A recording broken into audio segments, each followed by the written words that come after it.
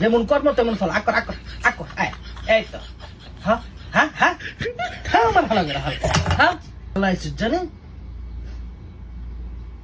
এত মাসের কথা ঠিক আধা মাসের কথা ঠিক শেষ নাই নাই নাই শেষ শেষ তখন ভিক্ষা করা শুরু করার লাগবো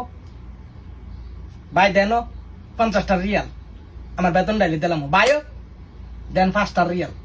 বেতন ডাইলি দিয়াম দেন ভাই 20টা রিয়াল